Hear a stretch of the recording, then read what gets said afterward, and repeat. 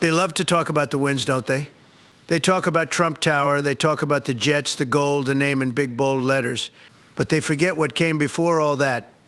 Or maybe they ignore it on purpose, because the truth is, before the empire, I nearly lost it all. And I'm not talking about some minor mistake. I'm talking about total collapse. Everything I built, everything I bet on, it all came crashing down. The early 90s, the real estate crash hit like a wrecking ball. Interest rates skyrocketed, markets froze, projects stalled, and I was holding the biggest hand on the table, heavily leveraged, all in. They said I overreached. They said I played too aggressive. They said I was done, and I'll admit it, I was deep. Billions in debt, The headlines were brutal.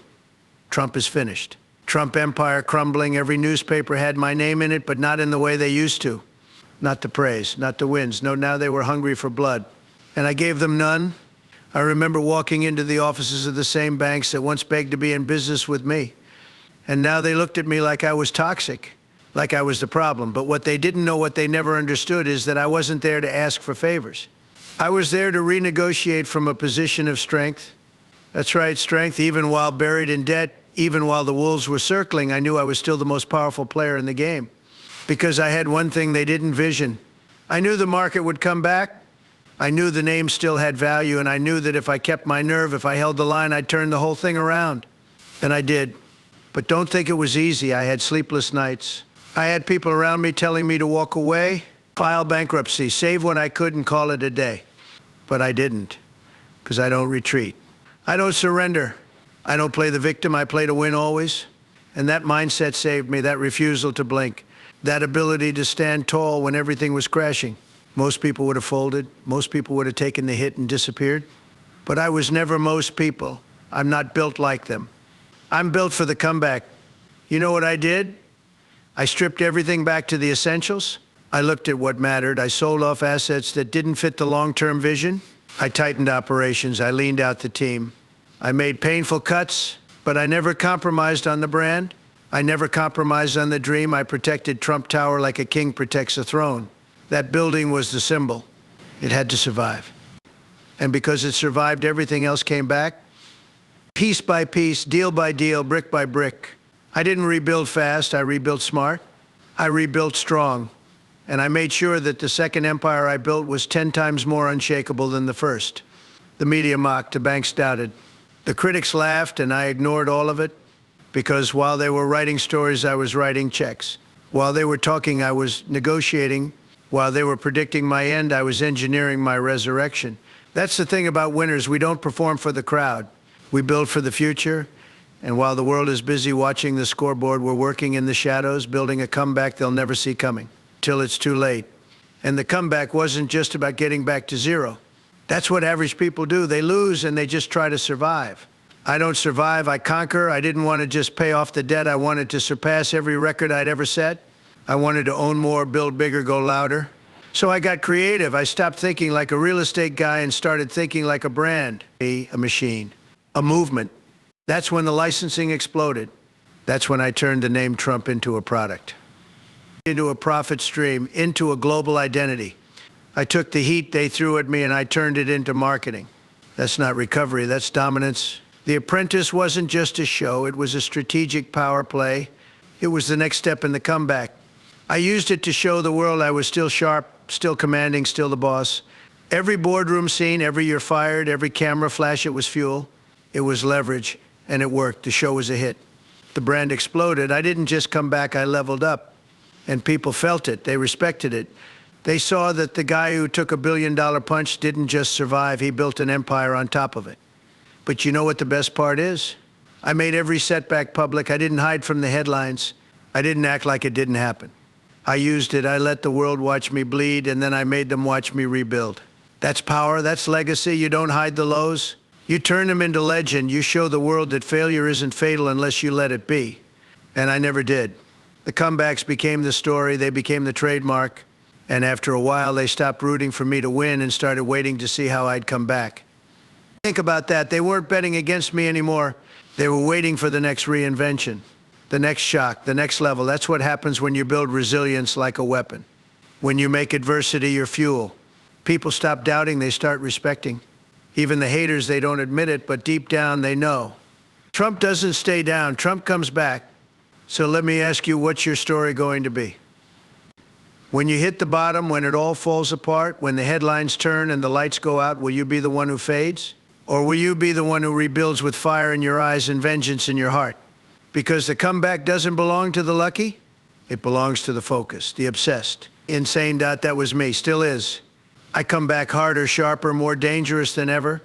And the best part? Every single time they think it's over, I rise. You want to know what makes the comeback possible? It's not luck. It's not timing. It's not even talent. It's mindset. That's the fuel. That's the foundation. The people who come back stronger after losing everything, they think different. They think sharp. They think hard. I train my mind like an athlete trains their body. I didn't feed it weakness. I fed it war. I taught myself to think like a winner even when I was losing, especially when I was losing. That's when mindset matters most. When the press turned on me, I didn't flinch. When banks were circling like vultures, I stayed calm. When friends disappeared, I moved faster. Why? Because I had already trained for it. I knew how to walk into fire and not get burned. I knew how to take pressure and turn it into diamonds. That kind of control, that kind of mental toughness, it's rare. Most people collapse under pressure. Most people need applause, encouragement, likes, hugs. Not me. I need one thing, results, and I get them because I never let my mind break. You've got to understand this mindset is armor. And most people are walking around mentally naked. They react to everything. One bad comment and they spiral. One failed deal and they're crying on social media. That's weakness. That's emotional poverty. You can't build a legacy with that kind of mindset. You've got to be bulletproof. You've got to take the shot, smile, and shoot back.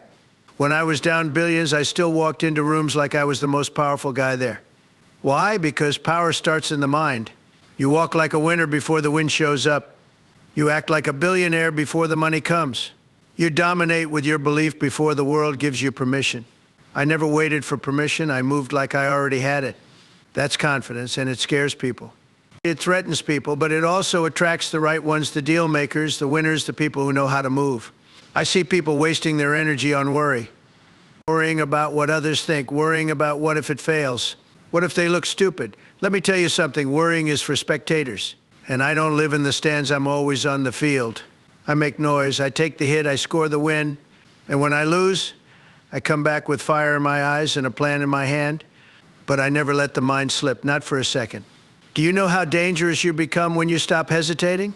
When you stop doubting, when you start thinking like everything you touch is already yours and it's just a matter of time before it shows up? That's how I think. That's how I've always thought. Even when I had one building, even when I was fighting lawsuits and headlines, even when I was watching deals fall apart, I never lost control of the one thing they couldn't take, my belief. Mindset isn't about thinking happy thoughts. It's about thinking in reality, in numbers, in moves, in results. I didn't sit around saying it'll all work out.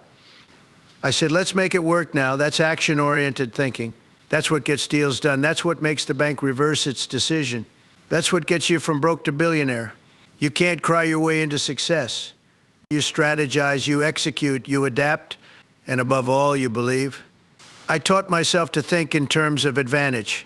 Every situation, every loss, every betrayal, I ask one question, where's the leverage? Not why me? Not this isn't fair. I don't waste time on fairness. I look for angles, I look for the opening, and it's always there, but only if your mind is trained to see it. I saw leverage when they tried to bury me. I turned lawsuits into PR. I turned critics into billboards. I turned every no into allow to watch me. That's mindset. That's power. Most people don't lose because of circumstances. They lose because of their identity.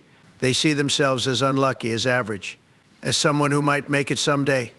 I never saw myself like that, never. From day one, I said, I'm different. I'm built for more. I'm here to dominate. And because I believed that I moved like it, I studied harder. I played bigger.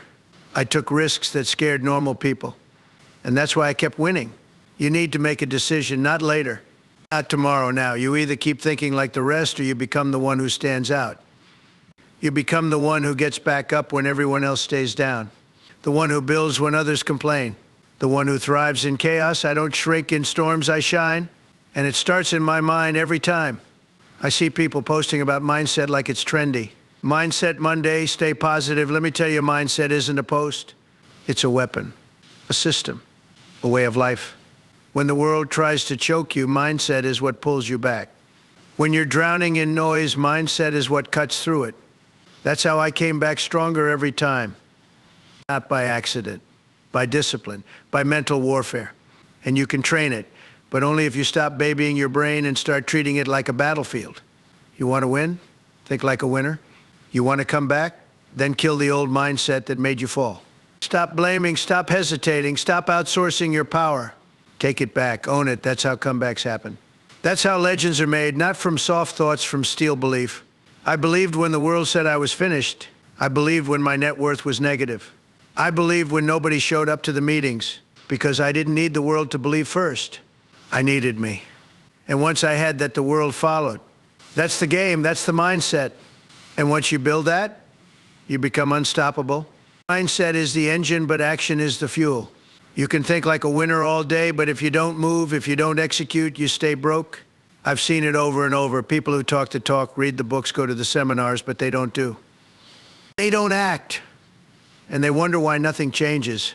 The comeback, it's not made in your thoughts, it's made in your steps, and mine were ruthless. Calculated, fast, strategic. When I was rebuilding after the crash, I didn't waste time trying to make everything perfect. That's what losers do. They tinker. They delay. They get stuck in planning mode.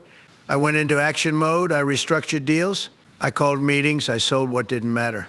I tripled down on what did, and I kept the empire moving. That's how you create momentum, not by waiting, by working, by pushing, by forcing the hand when the world thinks you're done. I knew the first thing I had to do was simplify. When things fall apart, most people panic and aid more. I cut, I leaned out, I identified the power moves. Trump Tower that was non-negotiable. That stayed. That was the heart of the brand. That was the throne. So I protected it. I made it the symbol of the comeback. And everything I did pointed back to it. That's strategy. You build your power around a core. A pillar, everything else negotiable. That sacred. Then I looked at opportunity. While everyone else was licking their wounds, I saw holes in the market. I picked up 40 Wall Street for next to nothing. Nobody wanted it, too risky, too old, too forgotten. Perfect. That's exactly the kind of deal I love. I made it shine. I put my name on it. I flipped the narrative. That building became one of the best returns I ever got because I didn't wait for a safe bet. I took the shot when no one else would. That's the kind of action that turns failure into fortune. Most people lose because they try to be liked. They make soft moves, friendly moves, safe plays. I don't do that. I make power moves. I don't care if they're popular. I care if they work. When I fired people, I didn't hesitate. When a project was bloated, I shut it down. When a partner didn't deliver, I walked away. That's leadership. That's how you move in the comeback. No emotion, just execution. Branding, that was another major play. While rebuilding, I didn't just work on real estate. I worked on the brand. I said, if they're going to talk about me, let's give them something to talk about. I put the name Trump on everything. Order, ties, stakes, buildings, television. The name became the asset. Even when the cash was tight, the name had weight. Because I made it loud, I made it consistent. And I made sure every product, every property screamed power. Prestige, control, that's brand discipline. That's how you weaponize attention. And then came The Apprentice. Everyone thought I was crazy. A real estate mogul doing reality TV. But I knew it wasn't about television. It was about elevation, exposure, multiplication. That show wasn't just entertainment. It was empire building. Every episode reinforced the image, the attitude, the standard. It was marketing that paid me instead of me paying for it. Genius. And it worked. The name exploded. Deals flooded in. Properties surged, all because I said yes when everyone else said no. You want to talk about comebacks? That show was gasoline on the fire. I used it to reintroduce myself to the world, not as someone who survived, but as someone who rebuilt better than ever. The audience watched me fire people, lead teams, close deals, and they loved it. Why? Because I wasn't pretending, I wasn't performing. I was doing what I've always done, make hard calls, deliver results, stay sharp. And it turned into one of the greatest rebrands in modern history. Strategic? You bet it was. Everything I touched became an extension of the comeback, from properties to books to speeches. I stayed on message, I never deviated. Trump was back, Trump was bigger, and you could feel it, you could see it. And I never stopped. I expanded into new markets, took bigger swings, and every move I made, it was building something. It was telling the story. The comeback wasn't a phase. It became the standard. You see, when you execute at that level, you start to shift culture. You start to create a ripple effect. My buildings weren't just places to live, they were symbols. My TV show wasn't just a show, it was a statement. Every single business decision was a lesson, message, a declaration, and that's how you go from repair to reign. Now listen, I didn't do it alone, but I didn't rely on anyone either. I built teams, I hired strong, fired fast, delegated with precision. I didn't try to do everything. I focused on what I do best, seeing the big play, setting the tone, leading the charge, and I let the right people handle the rest. That's how you scale, that's how you stay in control while building something too big to touch. I also paid attention to timing. You don't just act, you strike. You're at the right time, in the right way, with maximum impact. That's how I bought properties under market. That's how I got media deals that made no sense on paper but exploded when I touched them. That's how I stepped into politics at the exact right moment, because I watched, I studied, and when the time was right, I moved like lightning. That's strategic execution. That's what most of you are. You think comebacks are for special people? You think you have to be born rich or be some genius? I've seen people come back from cancer prison, $0 in the bank, and they built empires. You know why? Not because they were lucky, because they got sick of losing, because they got sick of being broke, because they looked in the mirror and said, this ends now. That's it, a decision, that's where it starts.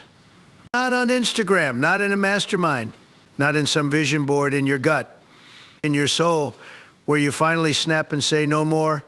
You want to win? Get dangerous? Get loud?